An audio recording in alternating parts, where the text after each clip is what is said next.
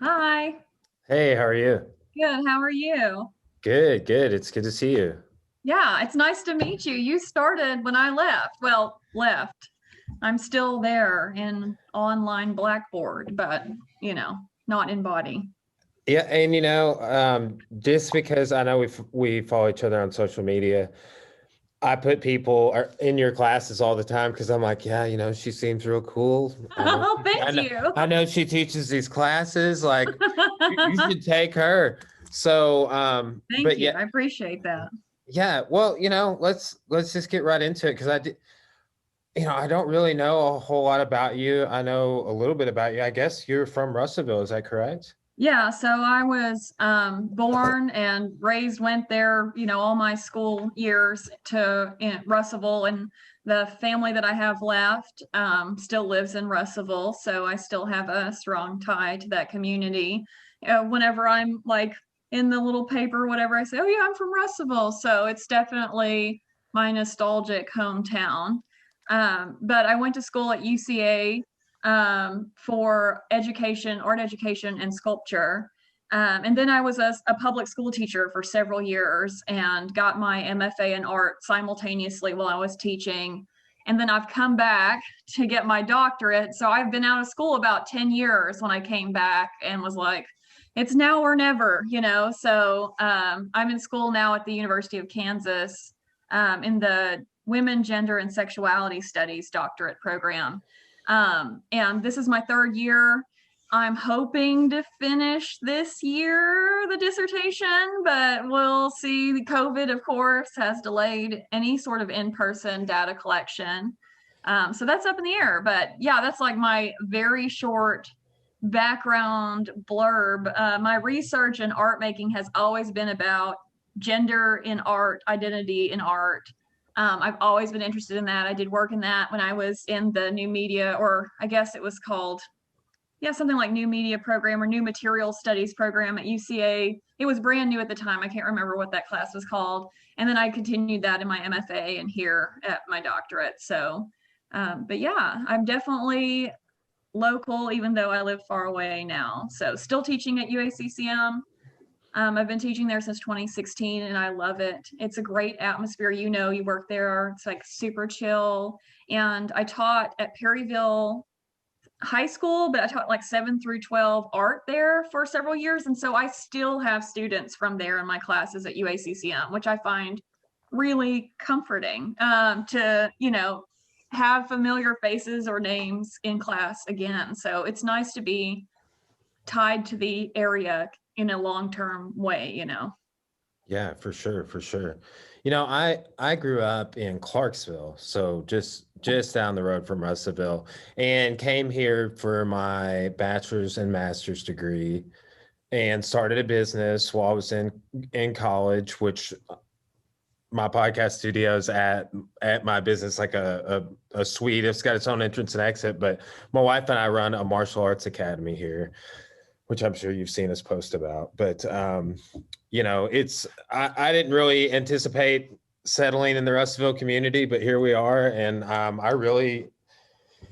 enjoy being here. I can't imagine living anywhere else. I like have traveled around the United States quite a bit over the last decade, and will continue to do so when there are fewer pandemics to deal with. But yeah, it's a great community to have a business in, and it's just up the road from Morrilton, so it's nice. What year did you graduate? So only reason I know you're from Russellville was I saw you posting about like your high school reunion or something Oh recently, my God, yeah, right? I was the class president, so I get the gift of planning that until I die, or Oh I guess man. fake my death. But yeah, so I graduated in 2002 Okay, from cool. RHS. So I think I am a little older than you. Hmm. But yeah, still I've lived all over the state, mainly for teaching. I moved around a lot, taking a lot of different kinds of K-12 teaching jobs. But yeah, I definitely Arkansas is my home. I'm up here in the Midwest and I keep explaining to people, no, it's different. It's really different. It's the South. And they don't understand. Yeah. So you're still teaching at Morrilton. I guess, are you teaching at a couple or even a few different campuses while you're doing your dissertation work, or what's going on with that? So as part of the funding for my doctorate, I teach 2 classes here and 3 classes at UACCM. So I'm pretty much full-time teaching and going. I have taught for a long time. I think this is my 15th year teaching. And so it is a lot of work. I'm not going to downplay the load, but at the same time, I'm very comfortable doing these things. You know, at UACCM, we usually have a 5-5 load, so it's quite similar. So here at KU, I teach within the gender and sexuality department. I have helped redevelop a class called Sex, Gender, and New Media about how we as users use internet, new media, social media apps, and then how that kind of co-constructs our identity. So there's like this relational back and forth between the push and pull of users and apps and things like that. And then I teach usually just other general courses. I've mainly just taught like 101 intro to gender up here. And then at UACCM, I just teach art appreciation right now, which is fine. I really love teaching art appreciation because you have all these very first time students that are not familiar with the arts. But when I'm there in person, I also taught like drawing and watercolor and art history and things like that. So I actually like to have a variety of classes or it gets boring. I mean, you think about, I've been teaching art appreciation at the university level since 2010.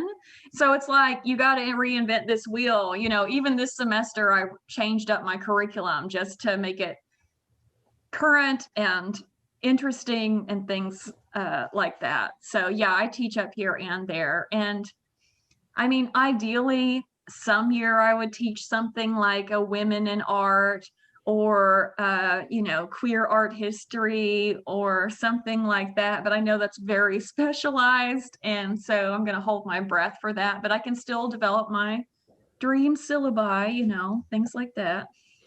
Yeah, that's awesome. We have a professor here at the gym who teaches our hot yoga classes, Dr. Erin Clare. Oh yeah, And I've met her a couple times. oh, she's so great.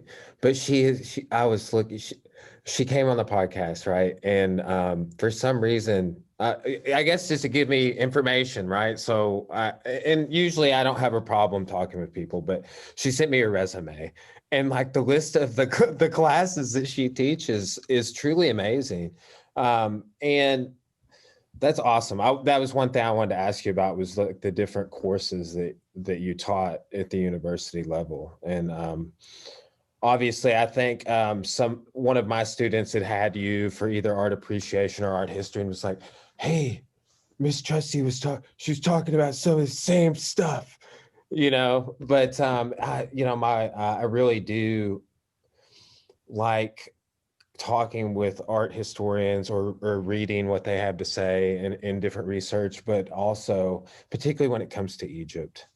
Or Minoan art, right? I really enjoy the history of Egypt.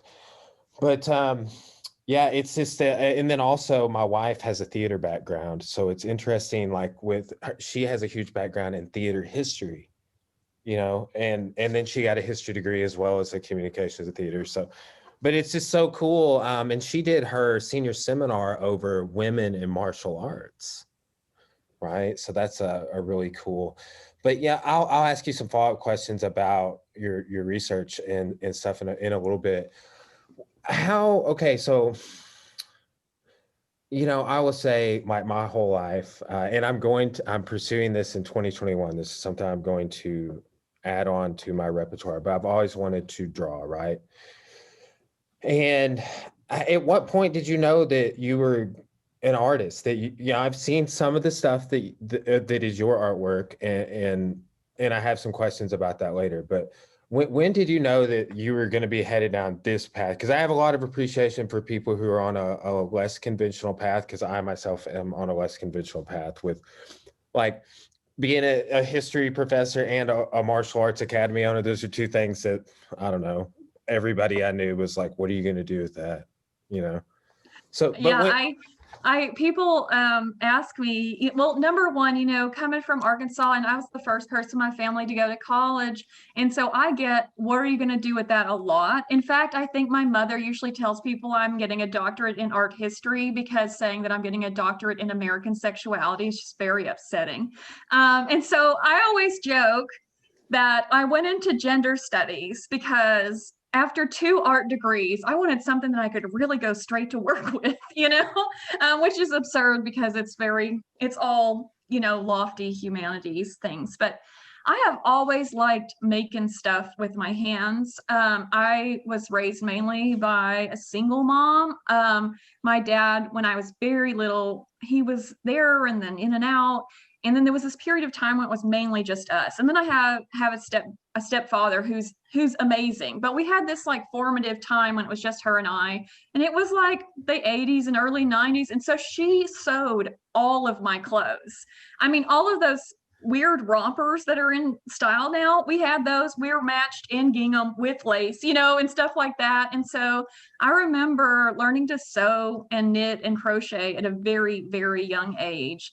And then after that, I guess it was just like I liked crafts, and my mother was just actually really great to buy me craft supplies.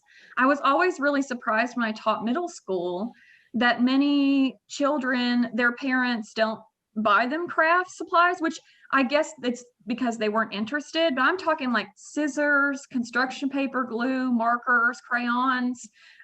These things, this is like my shout out to listeners, like even if you're not interested in that yourself or an artsy person, giving those to your children at a young age is really important.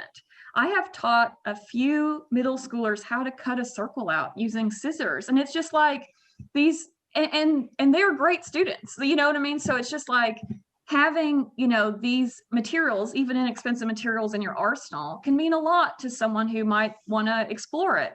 But I was an only child, and I was, at my grandma's a lot, and played by myself a lot as an only child. And so I just drew and colored and things for fun. I remember at a very young age looking at pictures of coloring books and copying them. And my father I had did bought, that as well. I yeah, would, yeah. I would trace them, I would Yeah, like yeah, over the trace, top of it. Yeah. try to match. My father bought me a set of Compton's Encyclopedia, which we still have but are useless now. And I would love to draw the pictures out of that. So I think I liked the technical challenge of it, of copying, like I wanted to make it as precise as possible. And so, yeah, I think I just enjoyed it always. And then when I got to high school, I remember I was in the band, I was in the marching band, but at RHS, you can only take so many electives. So I decided, I think my senior year, to drop out of band and go into art. And I'm glad, because I got an art scholarship. And I was really on the fence about whether I wanted to go into computer programming as a major, which I love computer programming, or art. And so I thought, you know what? I don't want to make any money. No, I didn't think that. I thought I'm going to go into what I love, and I went into the visual arts. So for me, it was a through line that I've always had. But I strongly encourage you. I think that drawing is a skill that completely can be learned. I think that when we're little, there's this idea, that this myth that you're either born with it or you're not, and that's not true. Maybe some kids have a better way of sighting, looking at something and putting it down, but it's practice. It's hours and hours of practice, and it's manual. It's like tactile, learning how tools react on paper. And so that's something that can be learned. And that's why I love teaching drawing, because I have the students draw a first drawing and a last drawing, and we compare them, and they really do amazing, and that's why I love teaching drawing, because you can see this progression. So I definitely think that it can be taught. I think that, at 8 or 9, kids start comparing their drawings and say, oh, my drawing's not as good as that person. And then they say, well, I'm not good at art. Or maybe their parents say, oh, well, that's just not your calling or whatever. But if you're interested in it, I definitely feel like you can acquire that skill set 100%. Even now, this last work I've been doing that I've been posting is colored pencil.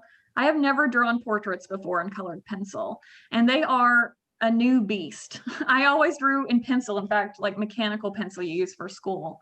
And so I am now like learning colored pencil. But for my dissertation, they are pushing me, because my research is in abstract art, to make more abstract work like sculpture. And I'm like, oh, so that's like my next thing. I feel like it's uncomfortable, but it's definitely a skill set that can be acquired, you know?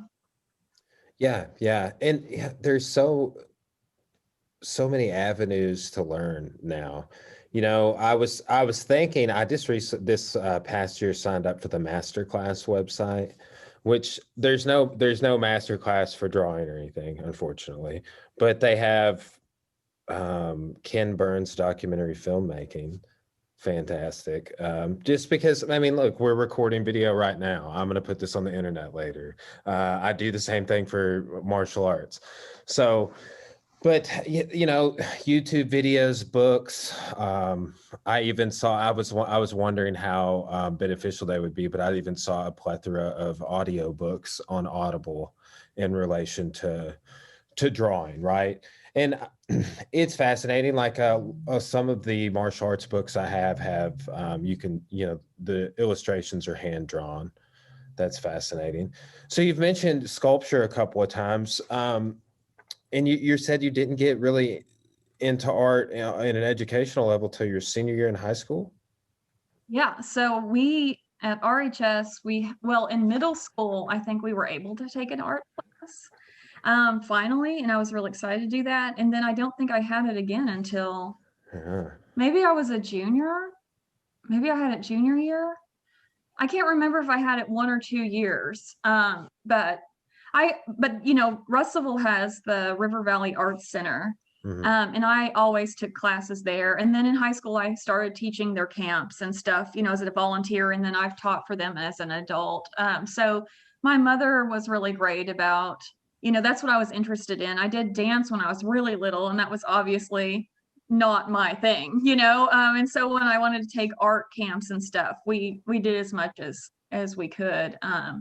But yeah, I mainly just love to do it on my own.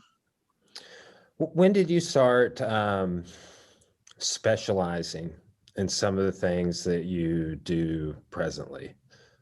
Like I as would throughout your say, undergraduate, and I mean, how did that stack up?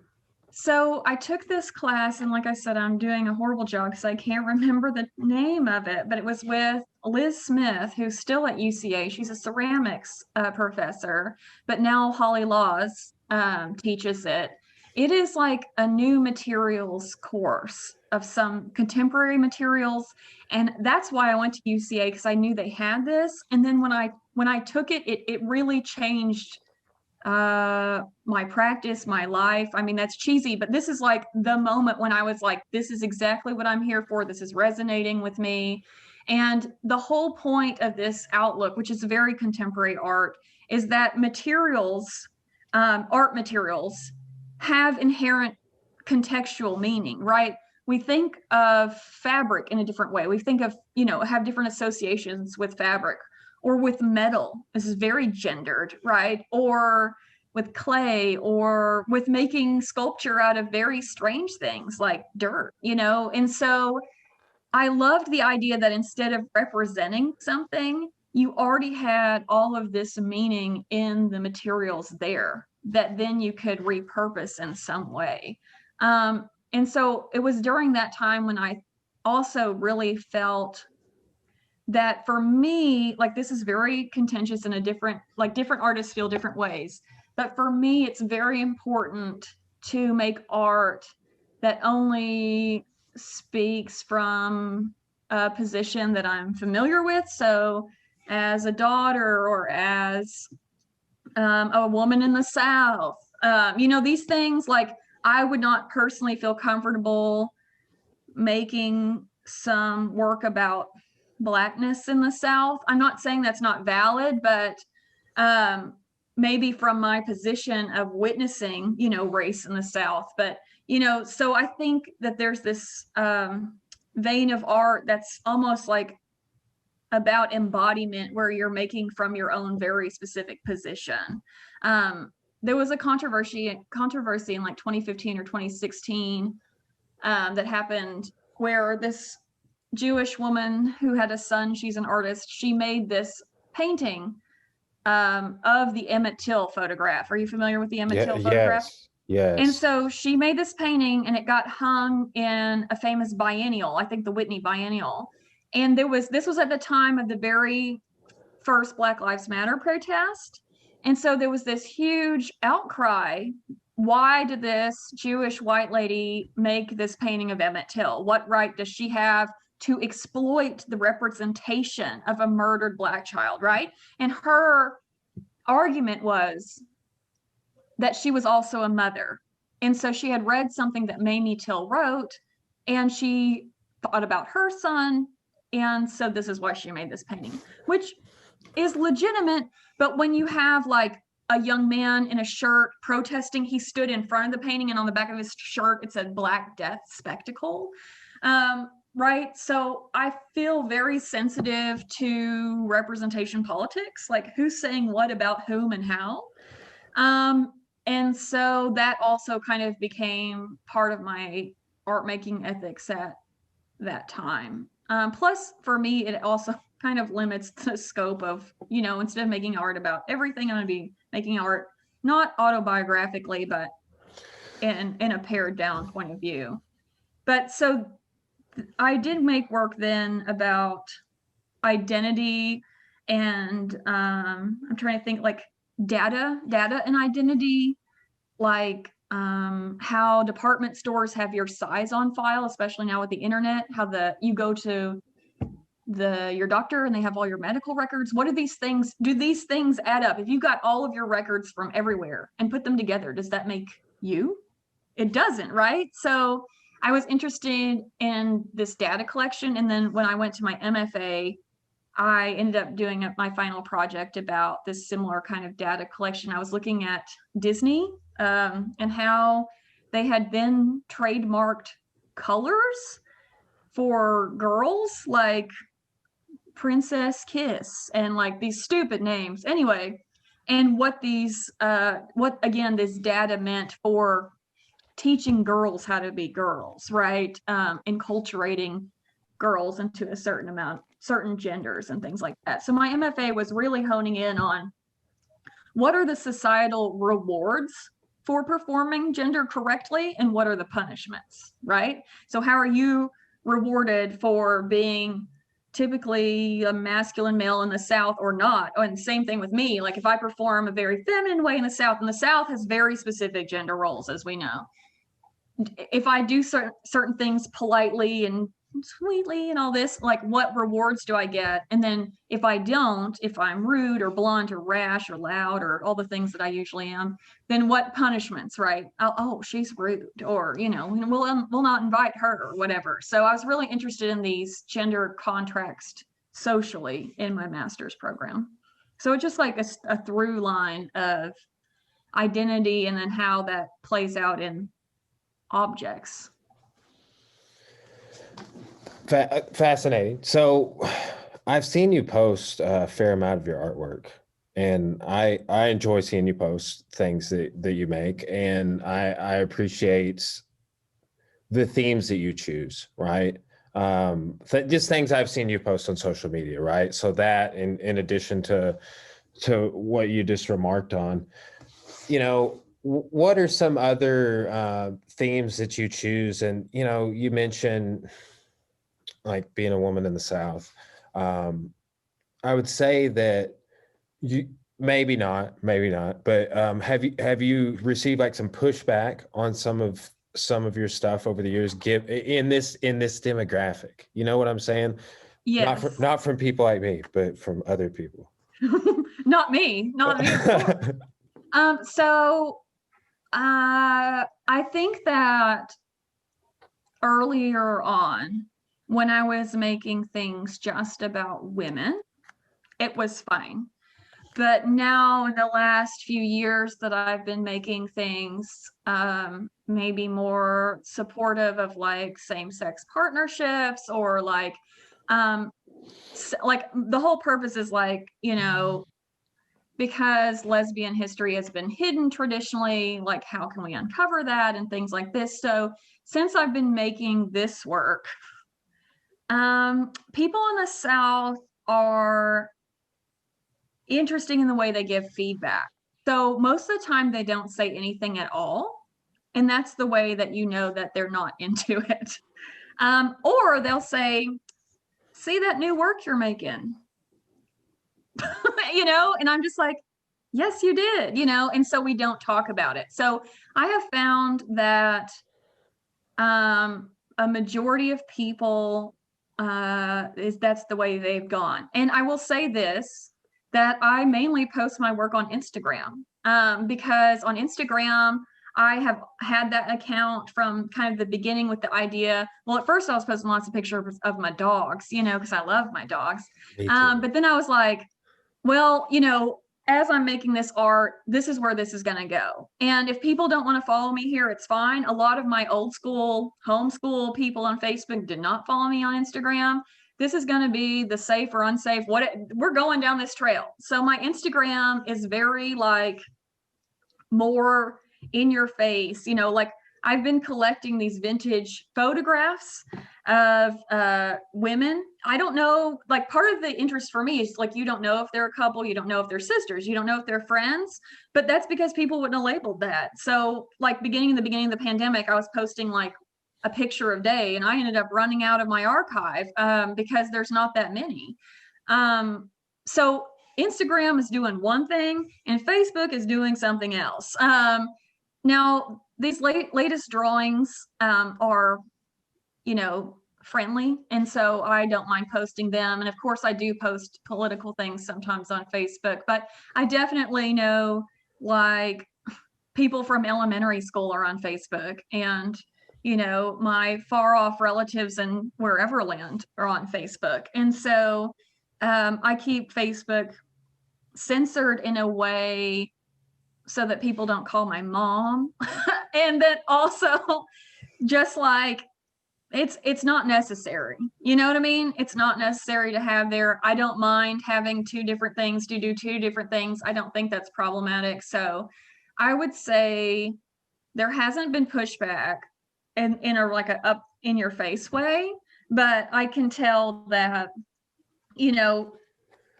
people might be ready for me to be done with this series. Like, are you gonna be doing something else soon? Are you? So, and yes, as soon as I have access to my saws, I will have to make some abstract work, and then it will just look like a cube and no one will have a problem with it, so it'll be friendly and benign and all of those things. But yeah, so it's been interesting, but oh well, and I have had, I am part-time at UACCM now, and I'm trying to get back full-time. But I don't know if I will get back full-time. And so there has been some of my peers in academia say, your art is too overtly about sexuality and gender, and you need to dial it back because people will not hire you. And yeah, that was my next question, is if it had affected you professionally. So maybe it is, I don't know. I think right now we are in a zeitgeist of diversity embracing. Everybody's hiring a diverse something. So I have seen some positions specifically for diversity that I could apply for, this and that. So maybe it is. Maybe people look at my art and think, oh dear. But I don't know. I've not gotten that feedback. But like I said, I'll shift my work to be a partner to my dissertation writing purposely. And so that'll be a different body of work. I think that the dissertation plus this abstract work about gender will be more academic in all realms, not craft, because I work in craft mainly now with embroidery and stuff like that. But I think it'll be clean in a way that's hireable. Don't think that's right. Like nice, but like I think that that's the reality of academia. So So on on this topic, right? I think that with some of these themes that we're discussing, lesbian couples or whatever it is, it's like, I could see where some people would be, like, yeah, okay, obvious, those people would face discrimination. Like it makes a little bit of sense, to someone like me. I'm like, yeah, I know some Christian people that would hate on that. I'd try and pray it away, but also something else that someone who's on the podcast recently, Dr. Kelly Jones, she teaches Southern women's history and several different women's history courses. Another friend of mine, Marie, we went to grad school together. She teaches that. And one thing that they raise awareness about, and I've seen it too since Vice President Harris was announced, is the discrimination that women face in on social media and in that realm. And it is that is something that I've become more hyper aware of and recently that really blows my mind. And what blows my is, they'll go to political post or something by, like the governor's office or something like that. And they'll grab a bunch of screenshots and they will share them. And I want to say it's just kind of like, oh yeah, it makes sense with people discriminating. Like I can yeah, okay, I know people that discriminate against people that are gay, that are homosexual, right?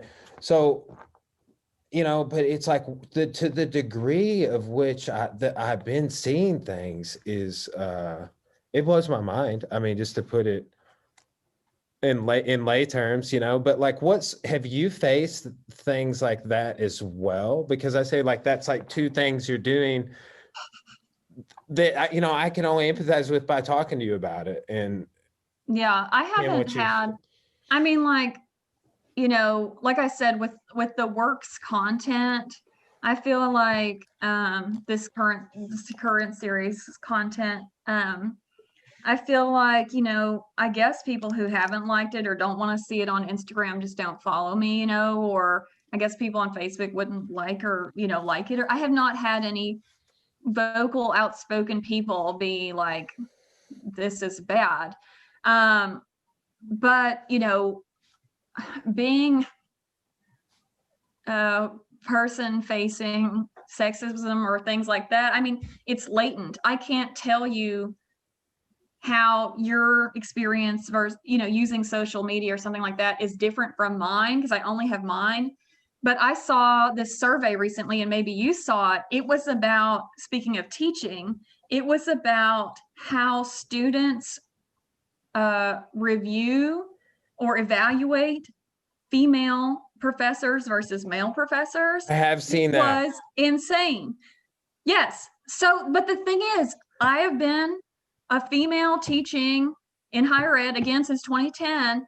I don't know how my evals are different from yours. I know how they are, and I know that when students say that they want me to correct something, I take it to heart, because to me, none of the things that have been said have been crazy. Like we had too much writing, or I didn't like this text, or nothing I've read in them has ever been like, this is sexist, but then reading that thing, I was like, what kind of reviews are dudes getting, doing this same job, or even these nuanced interpersonal interactions in the classroom, how are they pushing back against me versus how they're pushing back against you. But one thing I have noticed being in gender and sexuality studies, we talk a lot about not only that, but how, Black faculty, Black female faculty or faculty of color from other nations, cultures, how those microaggressions happen to them in the classroom. And it is very present. And that's one thing that I have not experienced in that way, because I am a white you know, American, like native English speaker person. And some of my peers who are not have had lots of other issues with students. I know UACCM, we have a largely white population. It's similar up here at KU. I would say the difference is the socioeconomics. Like at UACCM, we have more lower middle incomes, and up here, KU is like more of the elite medical type school. So we have some higher incomes. But like these things I'm sure exist, and I'm aware, you know, about them, but part of it is you don't know sometimes how much it's impacting you because you don't know the whole story. You know what I mean? Mm-hmm. So as an educator in the K-12 like stuff, I have had certain bosses that were sexist and said and did some things that I disagreed with, but overall, you know, education is predominantly filled by women. And so it's interesting, not that women can't be sexist or racist, obviously they can be all of those things. But like, so I'm sure it's out there, but for myself, it has been more, I'm sure, like latent, and I haven't noticed as much. And like I said, being specifically in the South, it's more of omission. People will not say something and then say something behind your back. Like one of my relatives saying, I ran into so-and-so and she said she saw your artwork, but that was the story. And you're like, well, I know what that conversation was about, but it's not a conversation, you know? So I feel like in the South, people just be like,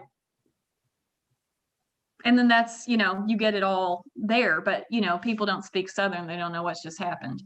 So I don't know if that answers your question, but obviously in gender studies, we talk about sexism in the academy all the time. We talk about it in politics. We talk about it in the pay gap. I mean, you know, this is what we study, but asking me personally, how have I experienced that? You know, I probably have, I haven't, you know, I don't know. I mean, besides some random dude be like, hey girl, or whatever. It's like, no, you know, like, but like not in the professional type way. I've not terribly noticed. One thing, I believe it was from that survey you were referencing that I saw that was interesting, if this is the same one, would be with female professors, educators getting comments on their dress in evaluations, whereas I've never got a comment on like my shirt, you know, from students. That is, I was, you know, there was a brief period where we were revolted. We were in open rebellion because they were trying to make us tuck our shirts in. Oh no, where? At work? At UACCM, yeah. Oh my God. I know, but as soon as not tucking my shirt in. I know. I mean, that right? one guy just wears camo every day. So I'm just like, until you can get him stopping from wearing shirt and pants that's all camo, no, you got nothing from me. I can't help you. Well, you know, we got a new vice chancellor, and oh yeah, we were in a meeting with him about something totally unrelated, and Trey's like, we don't want to tuck our shirts in. Like he looked at me and he's like, I'm just gonna say it, man. I'm just gonna do it. And like then just busted out and like, we're talking about something totally unrelated. And I was like, yeah, you know, he's right. We don't. This is our one thing. No, I have never had any comments about my dress. I mean, but something that's common is I rarely wear makeup. And so the days that I do wear makeup, the students will be like, you're wearing makeup. Or if I've worn it, say the first few days, which I usually do to pretend I'm professional, and then I don't wear it any after that, they'd be like, you're tired. You look tired, you know, but like, that's just a general thing about being a woman out in the world with makeup is people will constantly tell you about your makeup or your hair. Oh, your hair looks good today. It's like, I washed it, you know, like, or whatever. Like, but I think I will say this, I get a huge pass on my wardrobe because I'm the art teacher. And this has always happened. I can wear, especially in the K-12, I could wear like a onesie or something. I mean, I didn't, But if I'm disheveled or kooky or mismatched or whatever, people like, that's just the art teacher. Yes. But I will say in the last years I taught high school, I switched to being a history teacher. That did not fly. Suddenly I was a core subject and my shit had to match. Like it was like,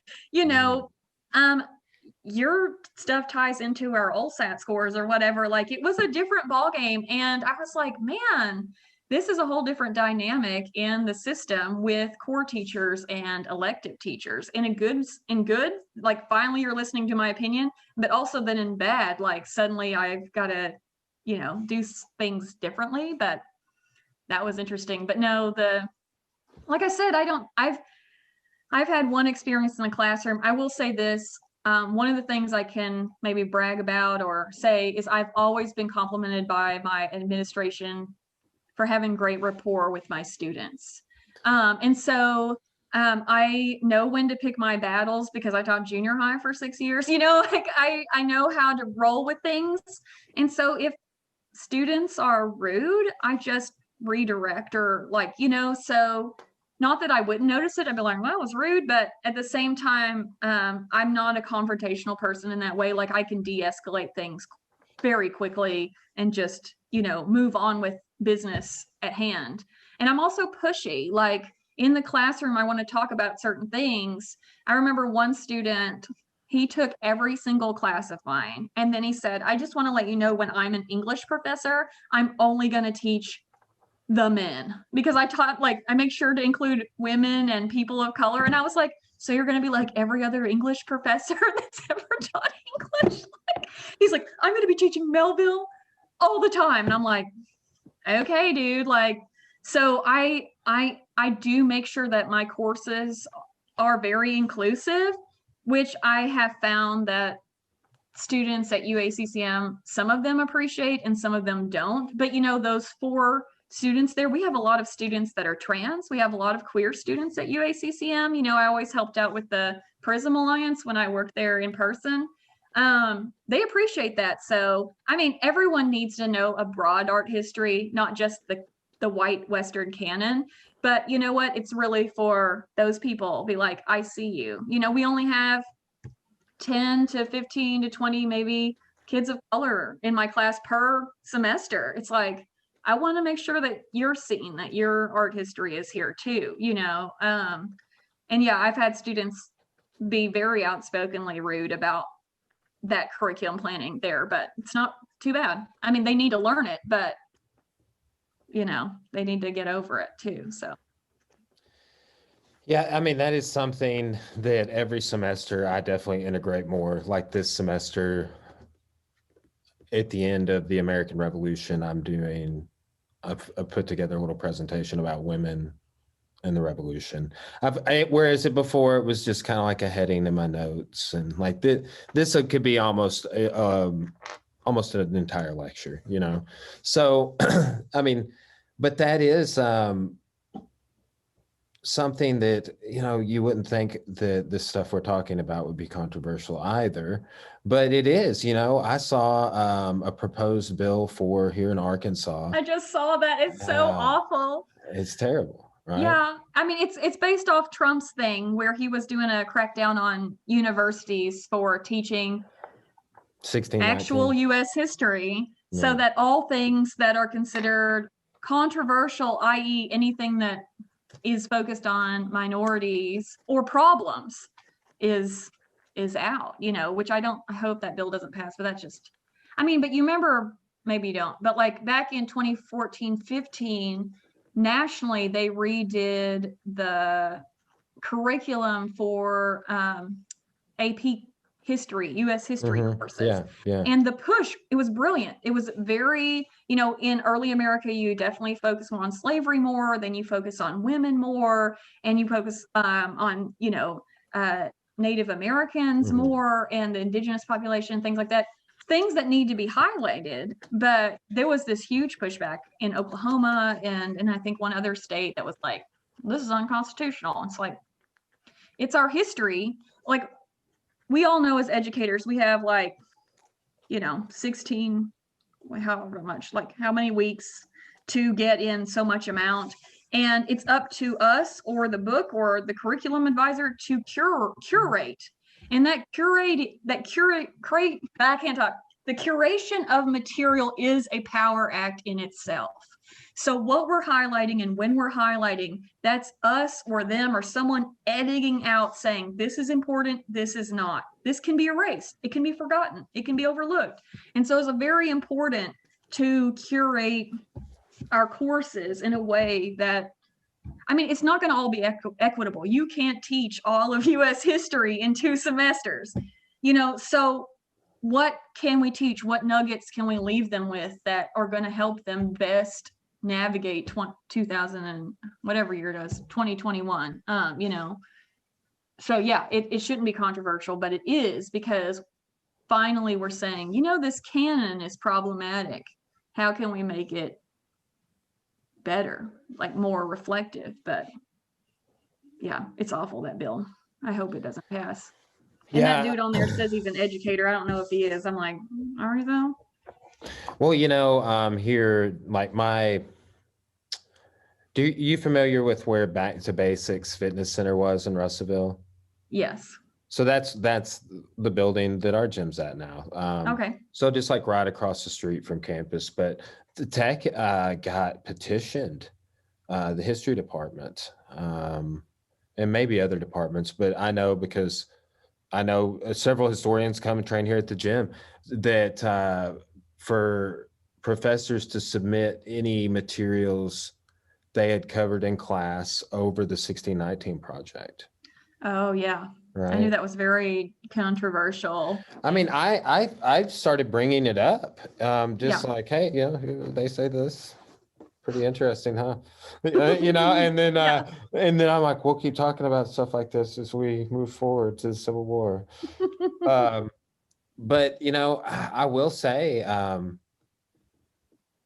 some of that history, like Emmett Till and continuation of that stuff, it's uncomfortable, but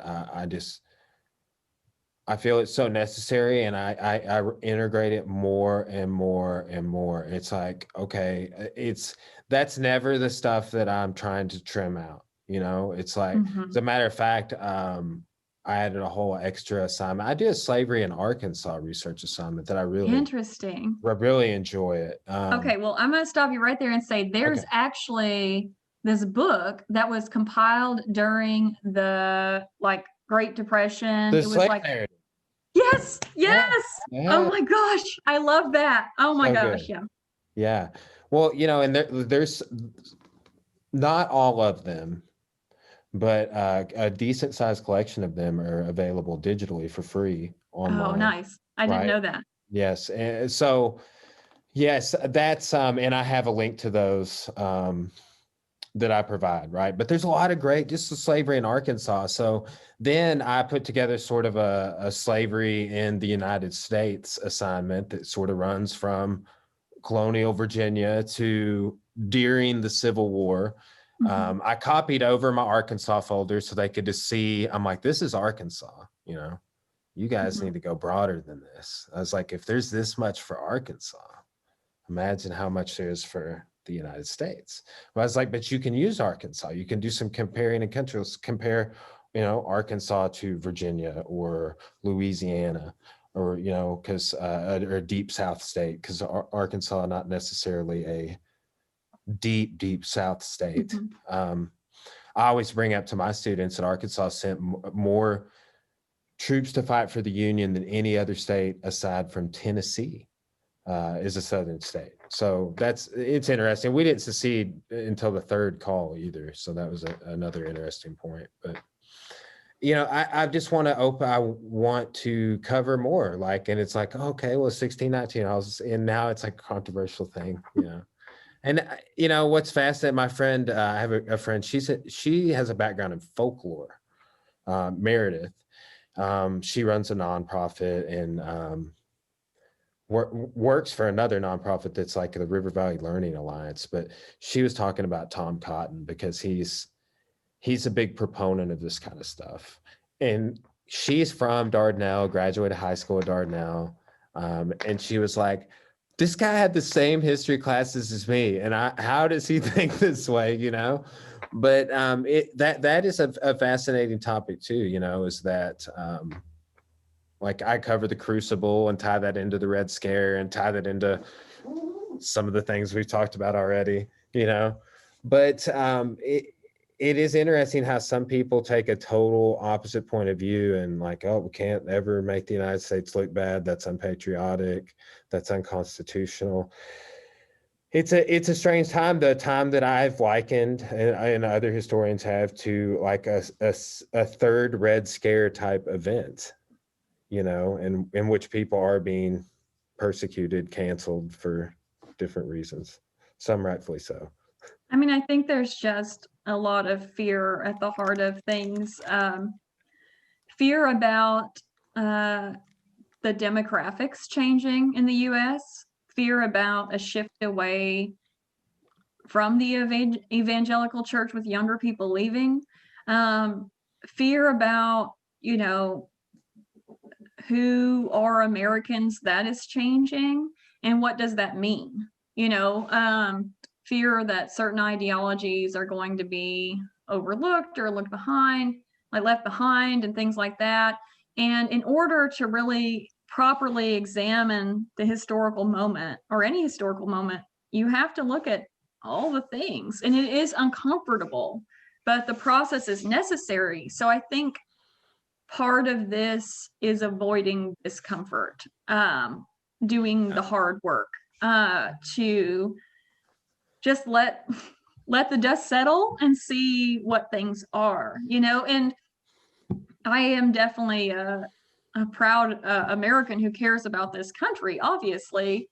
And so from my position, these questions or questioning is all intended for best purposes, right? Exactly. And I think, you know, I grew up very religious in the Southern Baptist Church, and it's the same thing there. I think asking questions of one's faith is purposeful, right?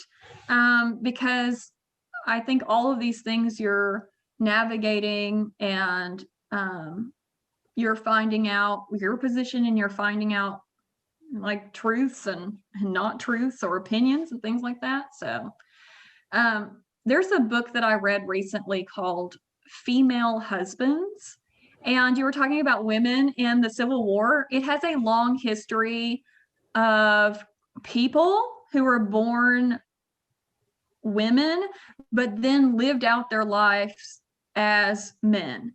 And some of these people were definitely men their whole lives. Some took a choice and a chance, like during the Revolutionary War or the Civil War, and dressed as men to serve.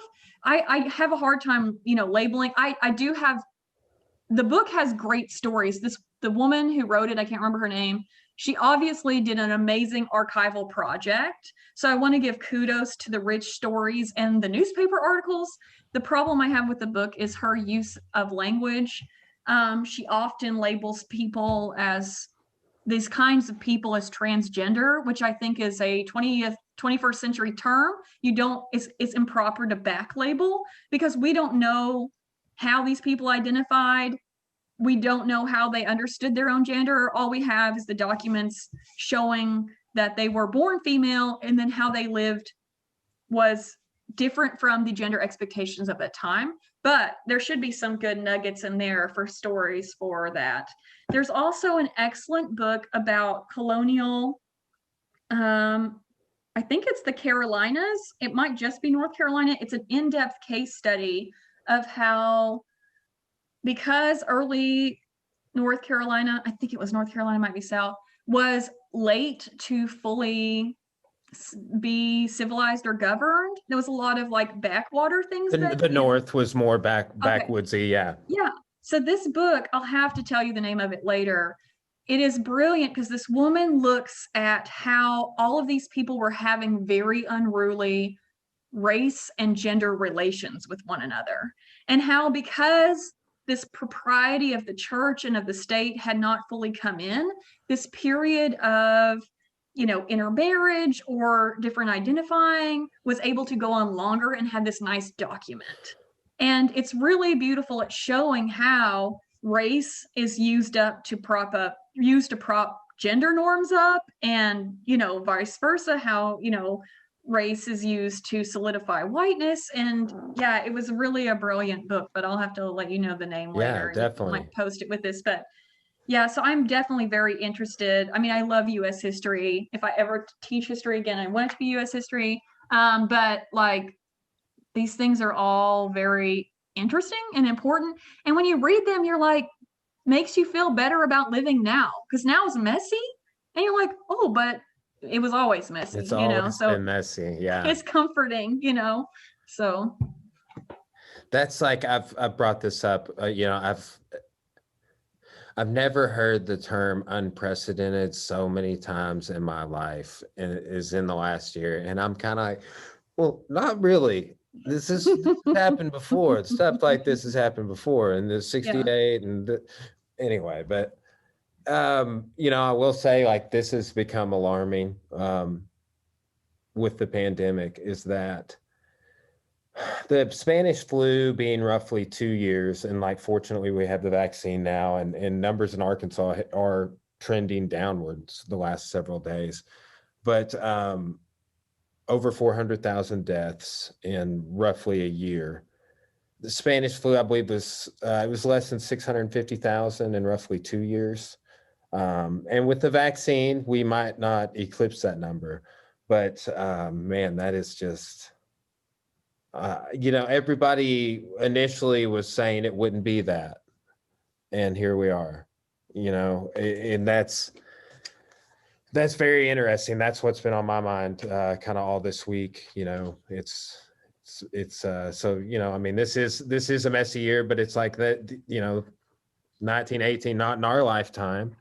But I think there's like a meme or some sort of social media post out there that's like a person that was born in like 1900, what they, World War I, the Spanish flu, the Great Depression. I mean, and it just goes on and on. World War II, Korea, Vietnam. Like, if they lived to be, like 100 years old, what all they would have experienced. And I think that maybe our lives are going to be that way too. We had 9/11. We've had wars in the Middle East. I tell people frequently that's going to be, for our generation, what Vietnam was for like our parents' generation, and multiple recessions. Yeah. Like, I mean, just, yeah. I think that millennials get this kind of blame, but it's like, I saw a figure the other day that was like, millennials have 1/4 the wealth that their parents did at the same time. It's just like, we're navigating massive amounts of debt and things of that nature. But I think one thing that I think a lot about with the pandemic is, unfortunately, these crises, I think, reveal institutional and systemic issues that are there, but make them worse. Yeah. So people who are really having the brunt of the pandemic, both financially and health-wise, are people that were already at other risk for things, in the country. And it's awful. And I think I get very frustrated when there isn't a consideration for these kind of differences, how certain laws, you pass them thinking, oh, well, they're going to be sweeping, when really only certain parts of the population get the brunt, unfortunately, or the benefit of them.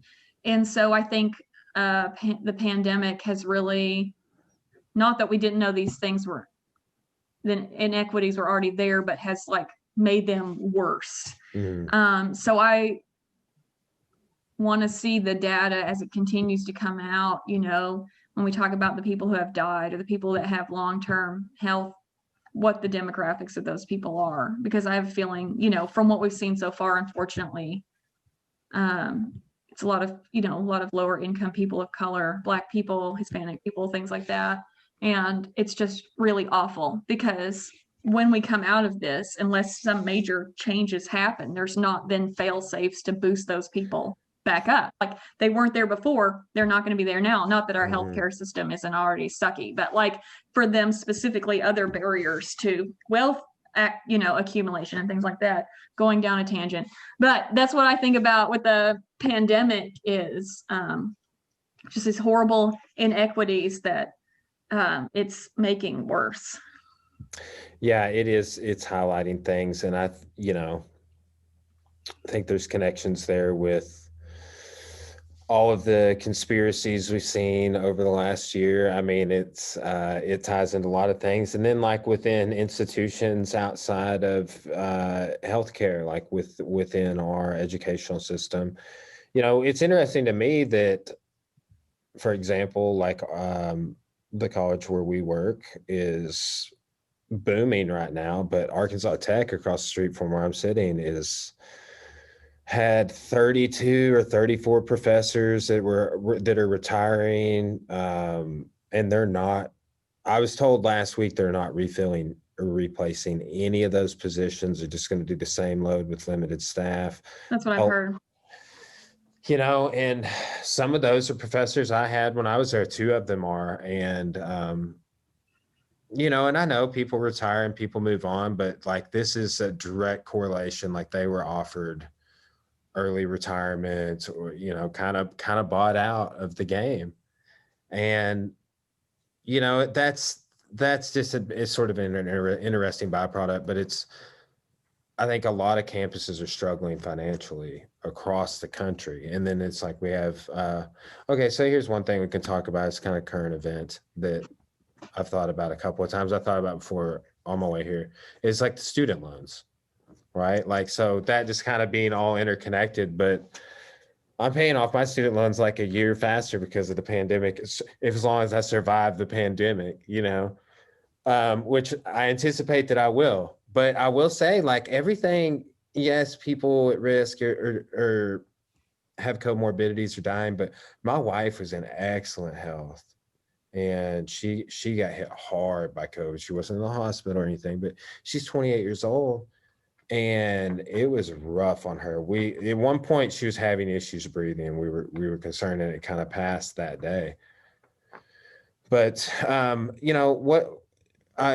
getting a PhD right now, and myself, dropping out of college 3 times before I finally went back when I was 23 and getting a master's degree. I acquired, some debt, especially in grad school. And then before that, like they had this weird rule where you're like, until you're 24, they go off your parents' income. So I couldn't get any Pell Grants or anything like that. But has what's going on with student loans affected you in any way? Or have you been fortunate like my wife, who's way smarter than me, and she doesn't have any student loans because she's just always got her education paid for? So I feel I don't have any student loans, and I feel like it has been luck, God.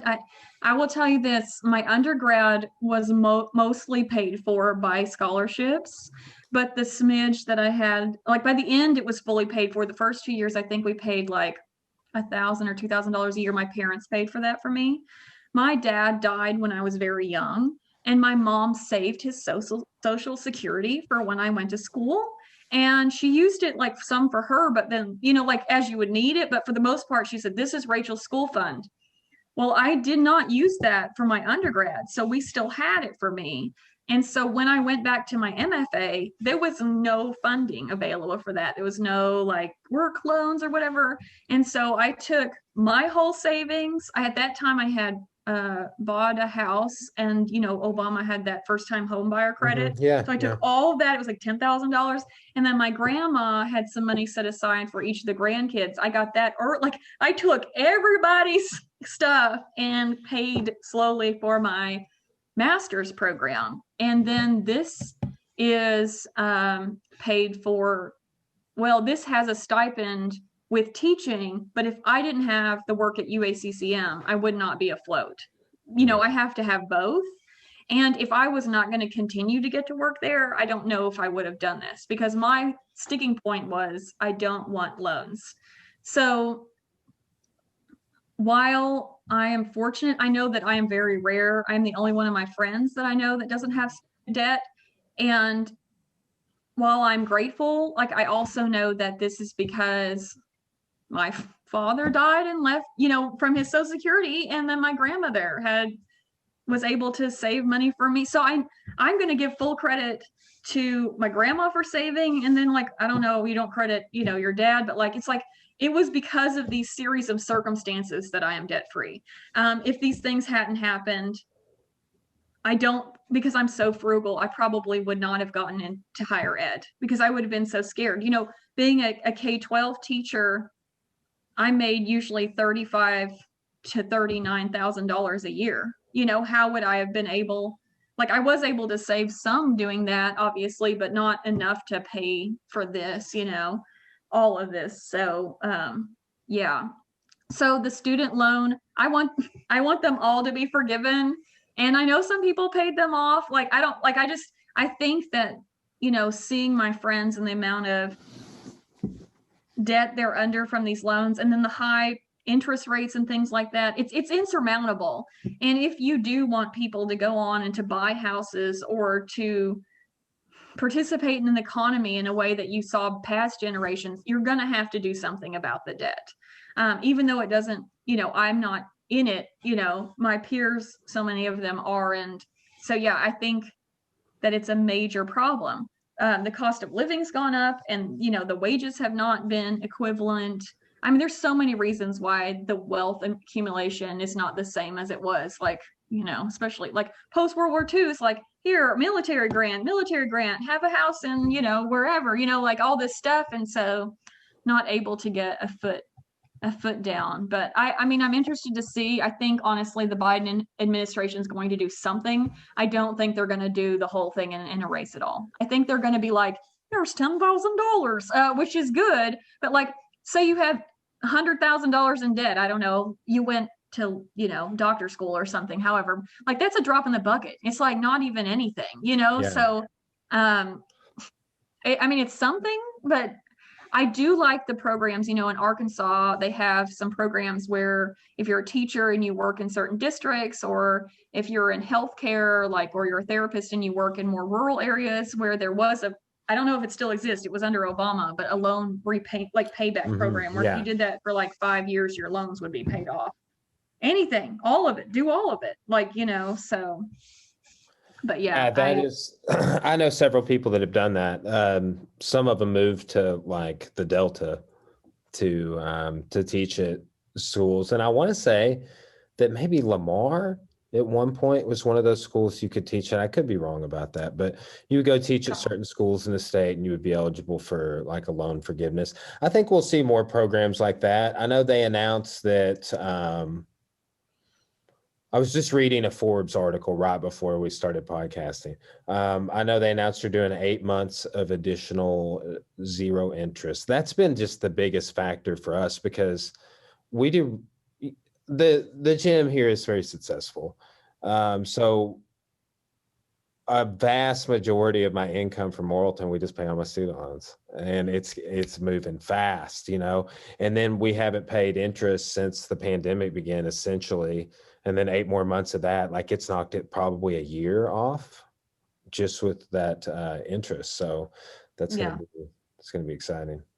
That's awesome. Yeah, I saw that about the interest today, but I didn't read the specifics. I just saw a tweet. So I was like, good. I hope it's forever. But I didn't read into it. Did I see you share something about Bernie's little mittens? Oh, Burn. I noticed him up there in the inauguration. It looked like he was like, no, it's like, I would like to see where no one else is seated anywhere near me. Like, way up there looking angry and cranky. And, I was like, he would probably wear the same outfit if it was him that was president. You know what I mean? It'd be the same thing. Yeah. Oh, yeah. I really like Bernie. I was an Elizabeth Warren girl, but I appreciate, Bernie has made a huge impact on the left in general. So tons of kudos to him. He keeps dragging them to the left, dragging them towards progressive policies. And I'm like, keep going with your mittens, all of them. Keep doing it, Bernie. Yeah. Oh, man. He won the internet with that for sure. There's this other, you know, that meme, it went viral, but it went viral in like every community. So like jujitsu is a pretty niche community, right? But that it's like, once again, I am asking for you to, but like there were a ton of jujitsu memes. It's like, new student in class. Once again, I am asking you to show the technique one more time. You know, but just like all of the jujitsu memes I see or MMA memes I see with Bernie in them are hilarious. Remember when he was ran for president the first time, there was a page I followed, maybe you didn't, but it was called like Bernie Sanders dank meme stash. And it was just a bunch of dank Bernie Sanders memes. And that was in like 2016, you know? So feeling the Oh burn. man, no, I missed that. Do you use memes in your class? Um, There's been this huge push. Like every time I go to, sorry, somebody's knocking at the door. That's me. puppy. It could be Just a fed. As soon like every time I go to a professional development,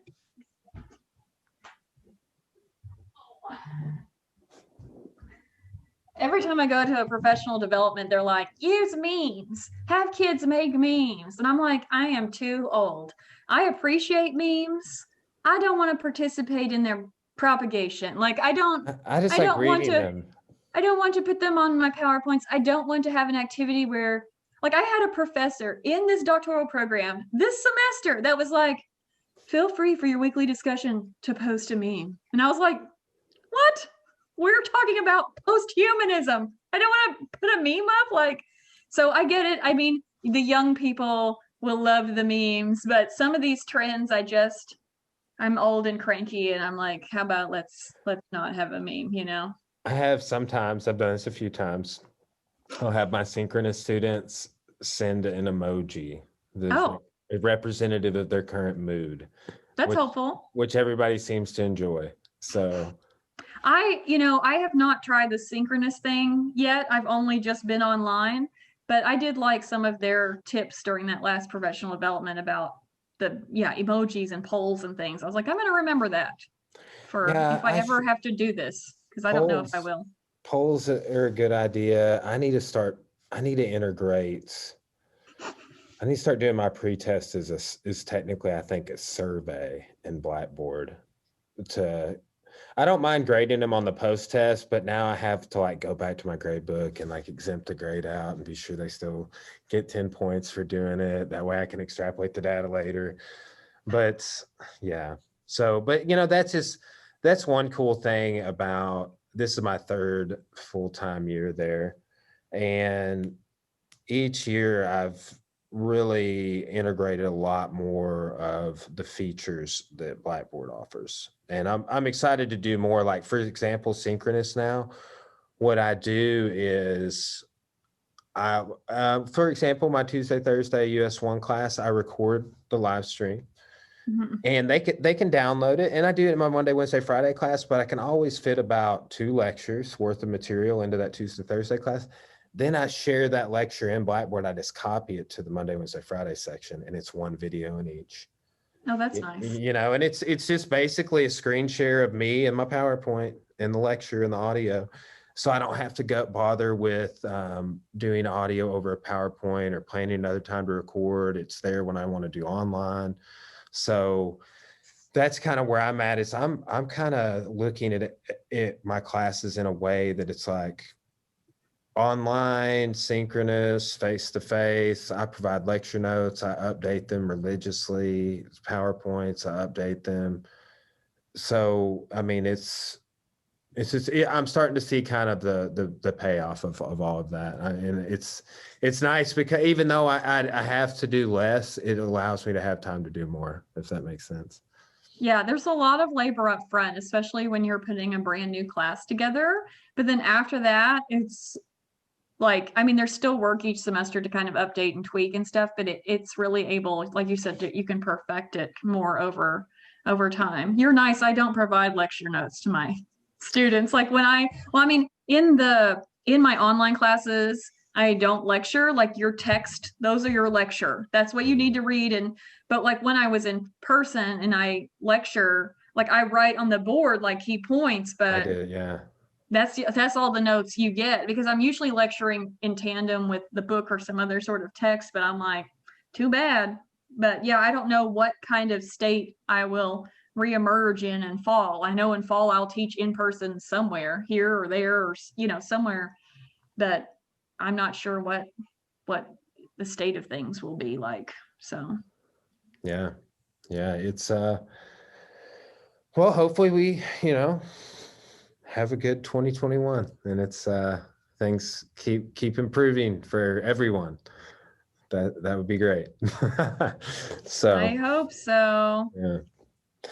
Well, this has been an awesome conversation. No shortage of back and forth. So Yeah, lots of topics.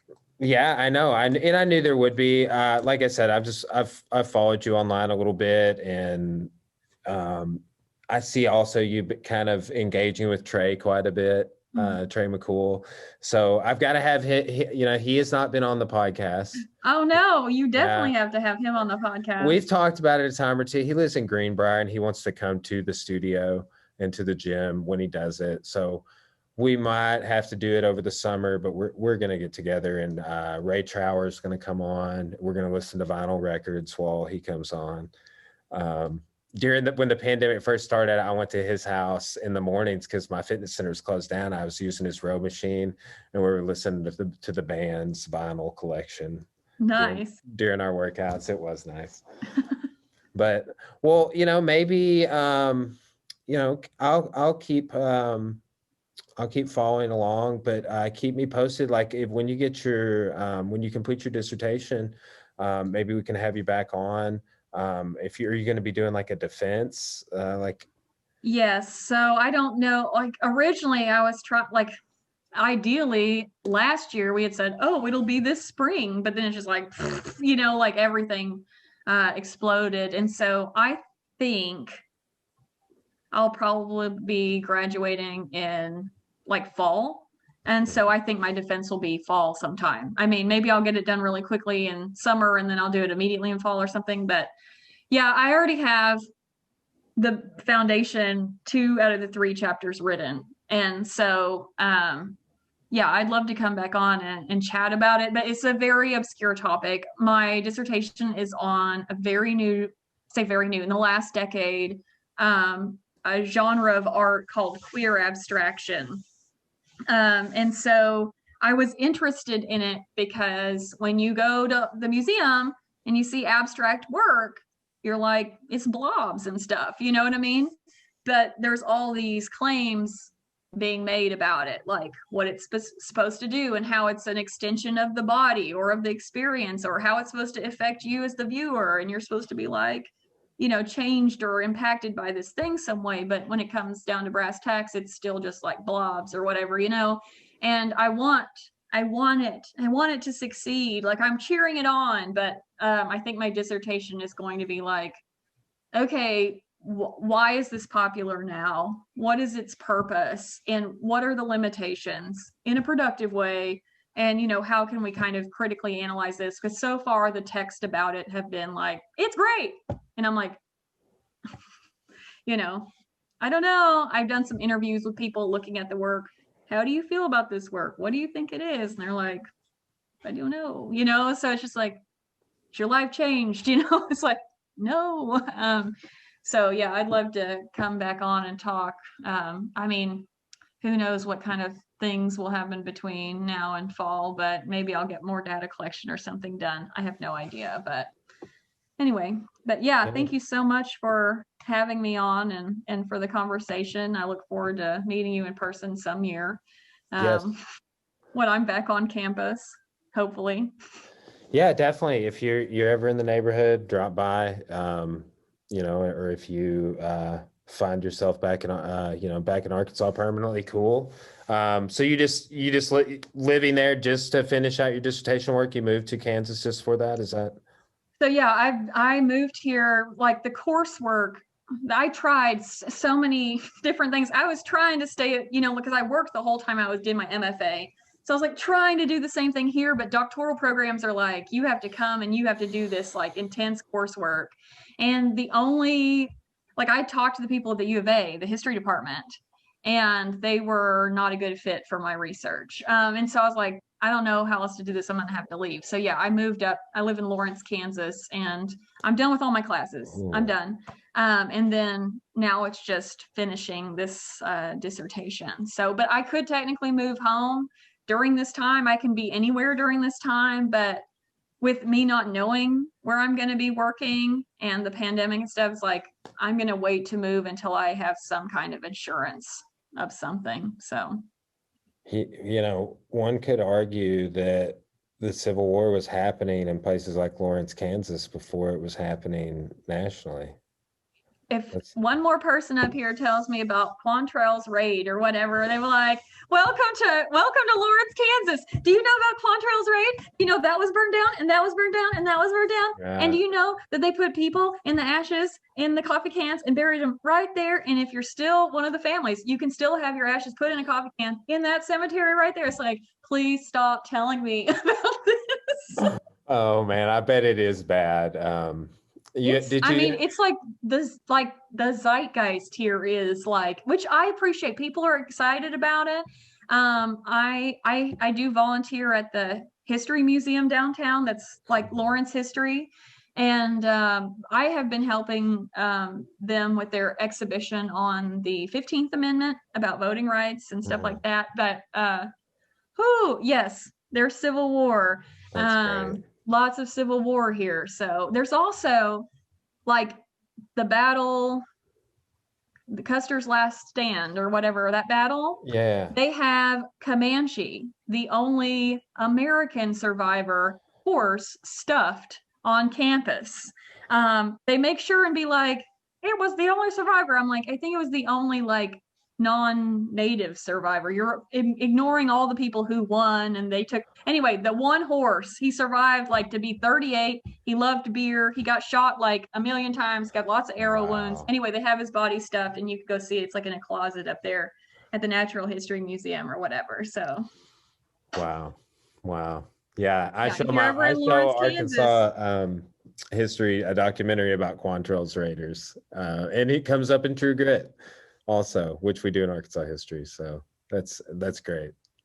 Yeah, and Lawrence has got a lot of stuff, so it's a cool town. It's very it's a hippie artsy vibe up here. Very liberal. Which so I'm taking my liberal vacation before I go back to the south. There you go. Like I guess the abolitionists won out. It sounds like good for them. They're all about John Brown up here too, and I'm like, that's a questionable history, but everything's named after him. There's like murals and stuff. So that is interesting. Yeah. Man, that guy was. Yeah. Anyway, well, all right, Rachel. Well, thanks again. I'll tag you over in this when I get it uploaded, and definitely let me know when you finish your dissertation. Hopefully, we can talk again. Super. Sounds good. All right. Have a great day. Thanks. You as well. See ya. Bye.